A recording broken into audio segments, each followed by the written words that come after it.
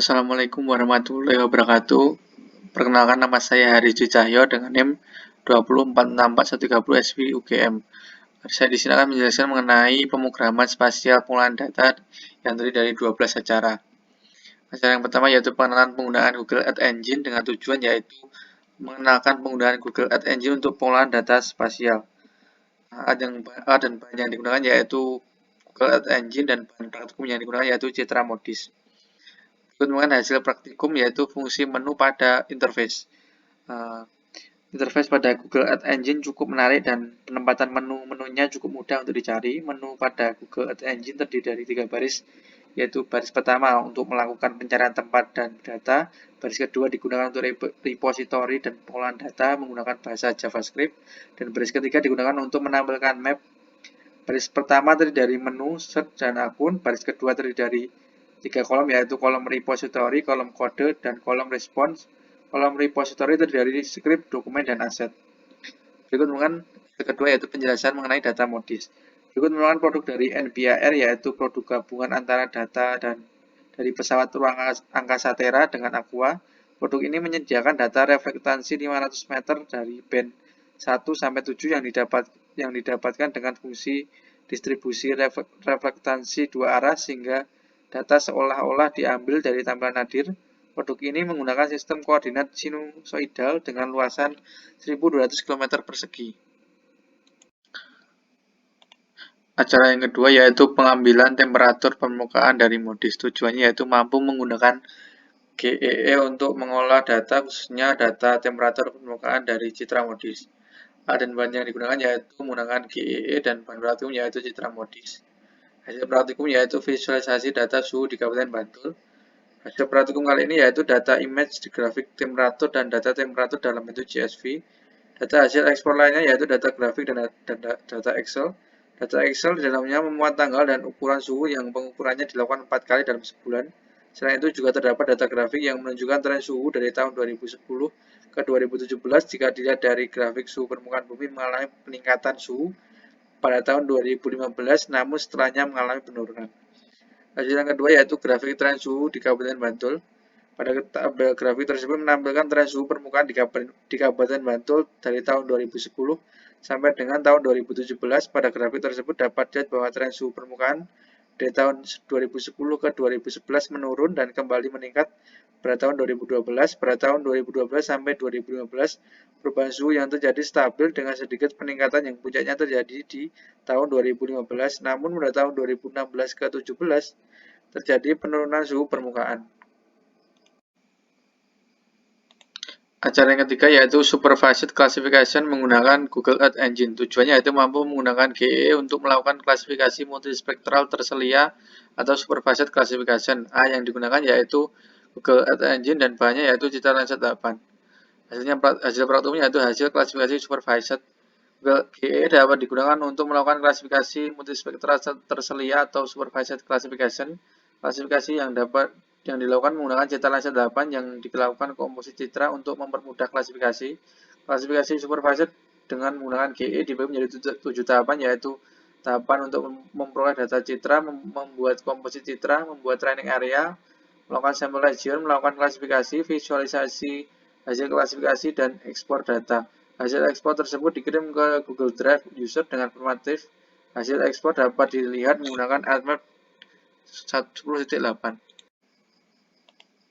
Acara 4 yaitu ekstraksi neglect, NO2, dan slope atau aspek dari citra. Tujuannya yaitu mampu memanfaatkan dan mengolah berbagai data yang tersedia pada katalog GE untuk mengolah menjadi informasi baru. Alat bahan yang digunakan yaitu GE dan bahannya yaitu NOA. Praktikum yang pertama yaitu ekstraksi neglect di Kabupaten Bantul. Gambar berikut merupakan tampilan neglect atau cahaya yang tampak di malam hari. Jika dilihat dari gambar tersebut dapat dilihat bahwa pada tahun 2016 di Kabupaten Bantul mempunyai neglect yang lebih besar ketimbang Kabupaten Bantul di tahun 1995. Jika dilihat dari grafik, neglect dari tahun 1996 sampai 2020 tentunya mengalami peningkatan. Yang kedua yaitu pada tampilan data ekstraksi NO2 di wilayah Kabupaten Bantul, dapat diketahui bahwa di tahun 2019 kadar NO2 rendah, sedangkan pada tahun 2020 kadar NO2 meningkat tahun 2019 KDRN 2 rendah disebabkan karena kurangnya aktivitas industri maupun kegiatan ekonomi karena wabah virus COVID-19 di mana semua orang melakukan isolasi mandiri. Hasil yang kedua yaitu aspek dan slope di Kabupaten Bantul. Aspek praktikum kali ini dibuat dengan menggunakan tool aspek dengan bahan dari interpolasi spline tension. Aspek dapat digunakan untuk pengolahan lahan, mengidentifikasi daerah lahan longsor, potensi erosi, dan lain sebagainya. Slope adalah kemiringan suatu lereng atau kemiringan suatu permukaan. Slope dinyatakan dengan derajat atau persenan. Jika dari gambar, maka kemiringan lereng di Kabupaten Bantul cukup curam di bagian timur dan barat karena berdekatan dengan Kabupaten Gunung Kidul dan Kulon Progo yang didominasi daerahnya berupa pegunungan. Acara kelima yaitu membahas mengenai indeks vegetasi menggunakan Google Earth Engine. Tujuannya itu mampu memanfaatkan GEE untuk kajian indeks vegetasi. Alat dan bahan yang digunakan yaitu GEE dan bahan praktikum yaitu Citra Modis. Yang pertama yaitu grafik NDVI. Pada praktikum kali ini bagian ekstraksi NDVI hanya menggunakan data citra nasib 8 yang telah dikalibrasi oleh Talk of Atmosphere TOA. Pada pembuatan NDVI juga menggunakan data ROI yang digunakan sebagai batas. Jika dilihat dari grafiknya, maka dapat diketahui bahwa nilai NDVI pada bulan Juni sampai Maret mengalami kenaikan, artinya tumbuhan daerah Bantul pada bulan tersebut sangat rendah. Namun pada bulan Maret akhir sampai bulan Mei awal mengalami penurunan yang drastis, artinya tumbuhan atau pohon di daerah Bantul sedang dilanda kekeringan. Hasil yang kedua yaitu data yang digunakan yaitu data MOD 44B008 Tera vegetasi lahan berkelanjutan tahunan global 250 meter. Data tersebut berisi tentang representasi tingkat subpixel dari perkiraan ketemuan vegetasi permukaan secara global. Jika dilihat dari tampilannya animasinya, maka dapat diketahui bahwa daerah DIY memiliki kapasitas fotosintesis yang rendah karena sebagian besar gambarnya berwarna orange. Acara ke-6 yaitu penggunaan PC raster untuk pemodelan runoff. Tujuannya yaitu mampu menggunakan perangkat lunak PC raster untuk pemodelan runoff. Alat dan bahan yang digunakan yaitu PC raster nutshell dan bahannya yaitu data dam. Hasil praktikumnya yaitu pemodelan runoff. Pada praktikum kali ini PC raster digunakan untuk pemodelan runoff. Pada pemodelan runoff, data yang dibutuhkan yaitu data dam, data sebaran stasiun hujan, data titik lapangan yang semuanya diubah dari format ASCII ke format PC raster serta data hujan TSS yang fungsinya untuk memberikan seri waktu hujan. Terdapat 3 bagian dalam pemodelan runoff, yaitu pemodelan pada area binding, tahapan inisial pada pemodelan, dan tahapan aspek dinamis pada pemodelan runoff. Hasil dari pemodelan ini berupa data runoff dan rainfall. Acara ke-7 yaitu Geospatial Data Processing menggunakan GEDAL atau WGR menggunakan command line. Tujuannya itu mampu memanfaatkan GEDAL dalam pengolahan data geospasial baik raster maupun vektor melalui command line. Dan bahan yang digunakan yaitu alat praktikum yaitu Anaconda Prom dan bahan praktikum yaitu data vektor dan data raster. Hasil praktikum yang pertama yaitu pengolahan data raster. Pengolahan data raster yang dilakukan dengan GEDAL yaitu melakukan convert data dari TIFF ke PNG, compressing output, menyetel nilai nomor data pada citra, membuat riset dari data dam, membuat slope dari data dam, membuat aspek dari data dam, membuat relief berwarna, membuat roughness dari data dam, melakukan cropping citra, dan komposisi citra.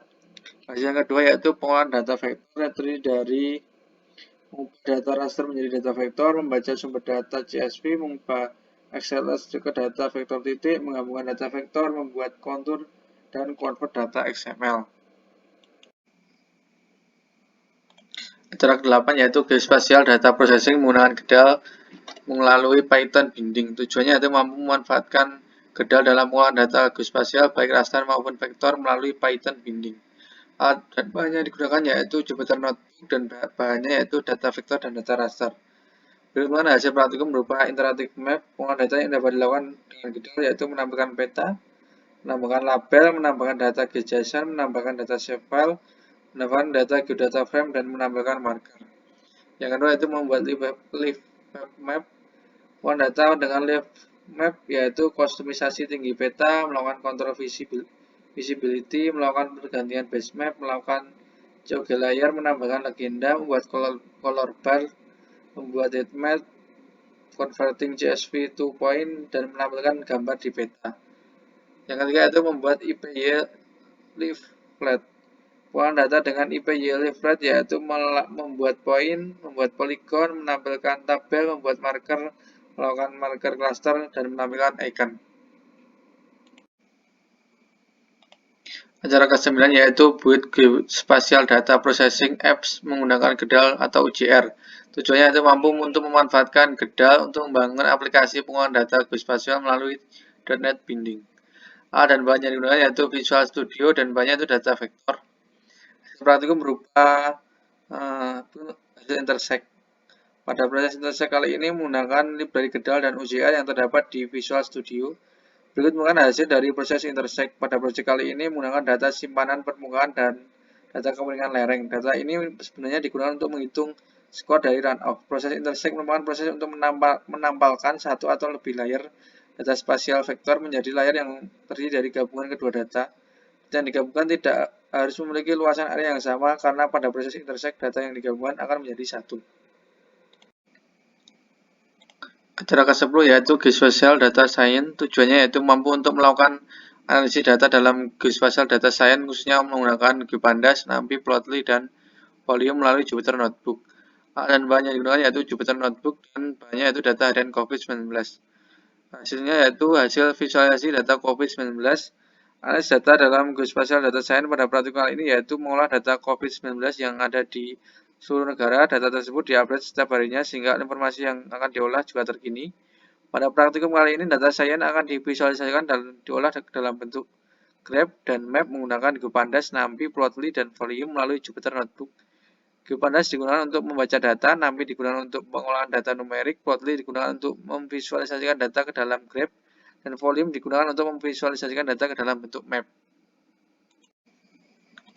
Acara ke-11 yaitu Geospatial Data Science. Tujuannya yaitu mampu melakukan analisis data dalam Geospatial Data Science khususnya menggunakan library dan paket melalui Jupyter Notebook.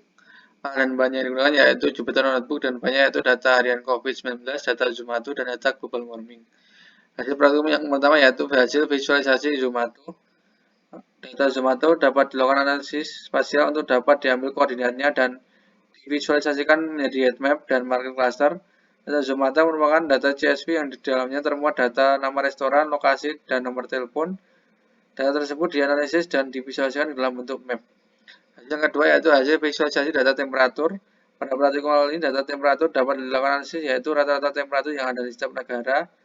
Adanya pemanasan global, visualisasi rata-rata temperatur di setiap musim, analisis tren temperatur di negara dengan ekonomi teratas, analisis temperatur rata-rata di USA, dan visualisasi temperatur rata-rata di kota besar di India. Data temperatur kebanyakan divisualisasikan ke dalam bentuk diagram garis, heat map, dan corbett map. Hasil yang ketiga yaitu hasil visualisasi data COVID-19.